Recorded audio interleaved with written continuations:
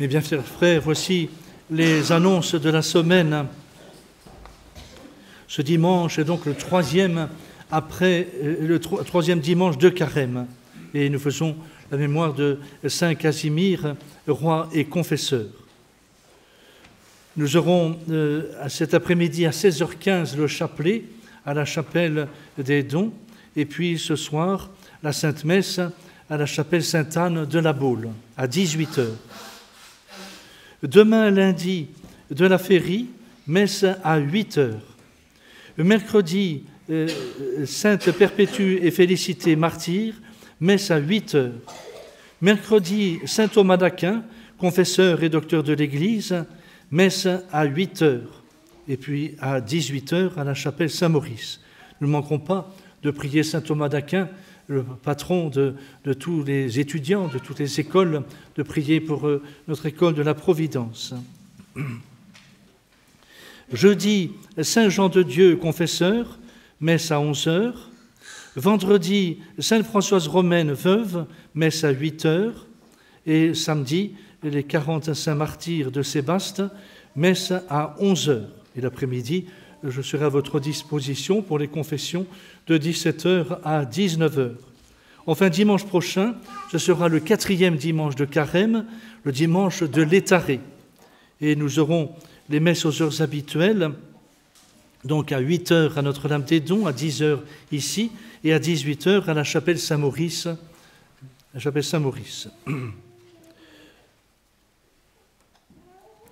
Donc je vous recommande de bien faire la neuvaine à Saint-Joseph, donc pour l'école de la Providence. Si vous le souhaitez, vous pouvez vous procurer la prière de Saint François de Sales à Saint-Joseph qui est à votre disposition sur la table. D'autre part, je vous annonce dès maintenant la date de la communion solennelle qui est prévue donc cette année, le dimanche 27 mai, le dimanche de la Sainte Trinité. Ceux qui ont des enfants en âge de faire cette communion solennelle, ne manquez pas de venir les inscrire auprès de moi-même. Enfin, je suis heureux de vous annoncer la naissance d'une petite fille, Léandre, chez Louis et Bérangère Ramé. Entre parenthèses, c'est le 50e petit enfant des grands-parents paternels. 50e petit enfant. Et puis, je vous annonce ici la naissance d'un petit colomban chez Zacharie et Marie-Gabrielle Ramirez. On priez bien, remercier le bon Dieu de voir nos familles chrétiennes s'agrandir et puis prier pour que ces enfants soient de bons chrétiens. Au nom du Père et du Fils et du Saint-Esprit, ainsi soit-il. Mes bien chers frères, vous avez entendu comment saint Paul, dans son épître, nous exhorte toujours, bien sûr, à la pénitence et surtout nous exhorte à fuir le péché. Aujourd'hui, il parle particulièrement des péchés capitaux qu'il faut absolument combattre si nous voulons nous conduire en enfants de Dieu. Et puis, dans le Saint-Évangile, il nous est rapporté comment notre Seigneur va délivrer un pauvre malheureux qui était possédé du démon, et il nous est précisé d'un démon muet. C'est ce démon muet qui est d'autant plus agissant qu'il est inconnu. C'est d'ailleurs une des raisons pour lesquelles la Sainte Église a prévu dans le Rituale Romanum, quand le prêtre accomplit un exorcisme sur quelqu'un qui est possédé, le prêtre doit demander à de nombreuses reprises « Dic mihi nomentum » « Dis-moi ton nom ». Tant que le démon n'a pas dit son nom, eh bien, il va rester dans cette pauvre personne et lui faire des tas de misère. Mais dès qu'il a dit son nom, il est perdu parce que l'Église est plus forte que lui et le prêtre, par son sacerdoce, peut ainsi chasser le démon. Eh bien, notre Seigneur, donc, a exercé son pouvoir souverain sur les démons. Et ses contemporains qui veulent le compromettre ne veulent pas croire qu'il fait cela par sa toute-puissance, mais en invoquant Belzéboub, comme ils disent, le chef des démons. Eh bien, notre Seigneur, nous le savons, est tout-puissant. Notre Seigneur est vrai Dieu et vrai homme. Et l'exercice de sa toute-puissance est destiné à éclairer ces malheureux qui sont dans l'obscurité et qui ne veulent pas reconnaître en lui le Messie tant attendu. Et puisque l'Église nous invite donc à la pénitence, nous invite à combattre nos tendances mauvaises, et particulièrement nos sens qui essaient de nous détourner de la voie tracée par notre Seigneur Jésus-Christ. Il me paraît tout à fait opportun de nous arrêter sur cette magnifique parabole que l'Église nous a donné à méditer hier à la messe, la parabole de l'enfant prodigue. Parce que précisément, cette parabole correspond tout à fait à notre situation. Tous, nous avons un jour ou l'autre, nous nous sommes détournés du bon Dieu à cause du péché. Nous nous sommes éloignés de la maison paternelle, à savoir la Sainte Église, à cause de nos péchés. Et donc, il est bon de rappeler le comportement de cet enfant prodigue. Nous le savons, un père avait 2 fils, et puis le plus jeune va demander à son père sa part d'héritage. Son père lui remet cette part d'héritage, mais ce fils va partir loin de la maison paternelle, il va partir à la ville, et tant qu'il a beaucoup d'argent, eh bien il peut assouvir tous ses plaisirs. Il a beaucoup d'amis autour de lui, mais des amis selon le monde. Et il va ainsi se livrer à toutes les folies, toutes les turpitudes de la chair, et il va gaspiller tout son argent. Et une fois son argent dissipé, il va se retrouver dans la plus extrême pauvreté. Ses amis le quittent, puisqu'il n'a plus d'argent, il n'est plus intéressant. Et donc, il se retrouve seul face à ses misères, seul face à ses péchés, seul face à cette extrême pauvreté. Il a faim. Il va donc quémander quelque travail dans une ferme et on va lui demander de s'occuper de garder les pourceaux. Imaginez le comble de l'humiliation pour ce fils de famille destiné à garder des pourceaux. Et la Sainte Écriture nous précise que ce malheureux aurait bien désiré manger les épluchures que l'on jetait à ces animaux, tant il avait faim.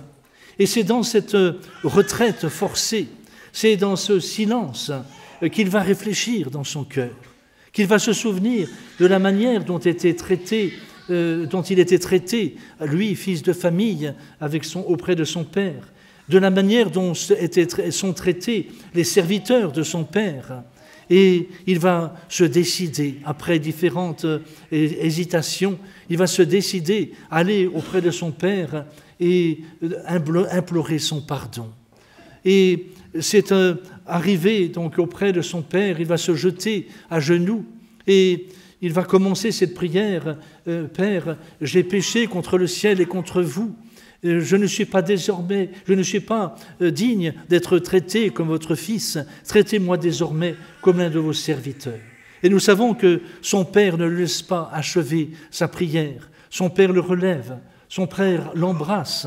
Son père demande à ce qu'on lui remette une robe neuve, un vêtement neuf, des sandales neuves, l'anneau de fils de famille, et que l'on tue le veau gras pour festoyer, parce que mon fils était perdu et je l'ai retrouvé. Mon fils était mort et il est revenu à la vie. Voilà le récit magnifique de cet enfant prodigue et de cette parabole prononcée par notre Seigneur. Et il est bon de noter que bientôt les excès de cette vie voluptueuse qu'il a embrassée le réduisent donc à la servitude, à la faim, au désespoir. Ainsi, ces joies du monde se tourne bientôt en une amertume infinie. Mais il faut noter un autre changement qui n'est pas moins remarquable. La longue suite de ses malheurs, l'ayant fait entrer en lui-même, il retourne enfin à son Père, repentant et affligé de tous ses désordres. Il recouvre par ses larmes et par ses regrets ce que ses joies dissolues lui avaient fait perdre. Tel est, mes bien chers frères, le miracle de la pénitence. Et il est important donc de bien considérer que dans son égarement et le retour de ce prodigue, il y a deux vérités importantes à relever. D'abord, les plaisirs sont source de douleur. Les plaisirs selon le monde, bien sûr. Et d'autre part, les douleurs, à savoir les austérités que la Sainte Église nous impose pendant ce temps de carême, les douleurs sont source féconde de plaisirs nouveaux. Et saint Paul a dit que tous ceux qui veulent vivre pieusement en Jésus-Christ souffriront persécution. Et ce martyre ne finira pas. Et cette sainte persécution par laquelle nous combattons en nous-mêmes les attraits des sens doit durer toute notre vie. On peut le vérifier même dans la vie des saints qui, au moment où ils étaient prêts à rendre leur dernier soupir, le démon était là pour les attaquer, pour essayer de les détourner du bon Dieu. Ce fut le cas en particulier de saint Martin, l'apôtre des Gaules. Le démon est méchant. Et tous, nous sommes à la même enseigne. Et le démon attaque chacun en particulier par le point qu'il connaît être le plus faible.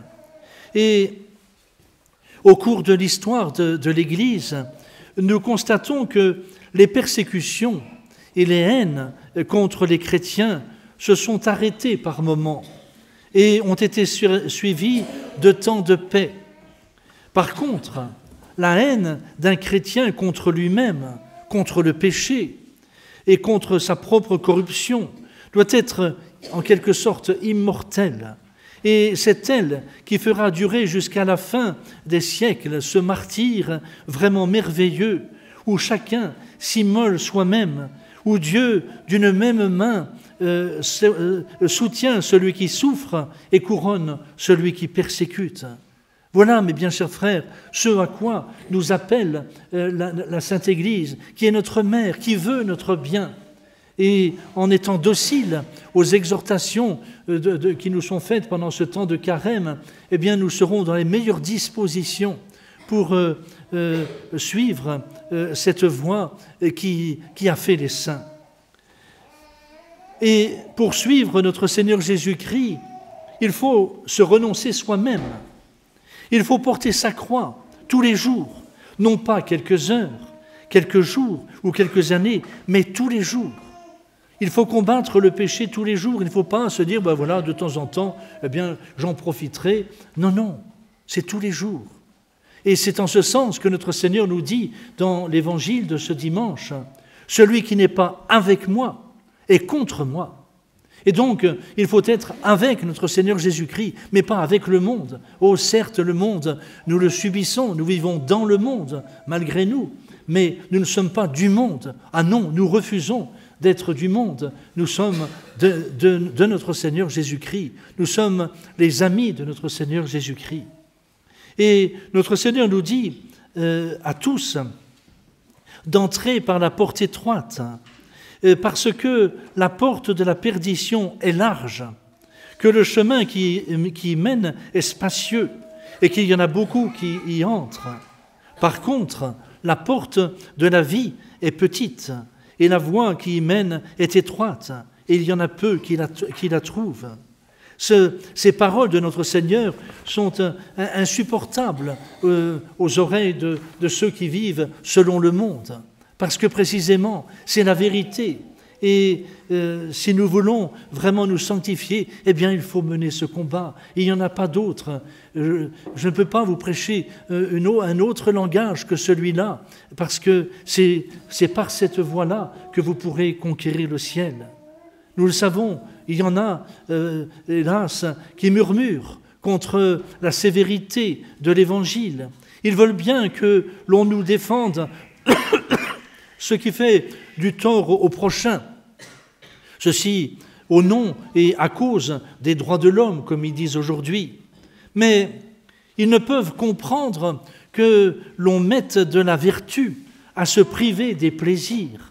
Et les bornes que l'Église nous prescrit de ce côté-là leur semblent absolument insupportables.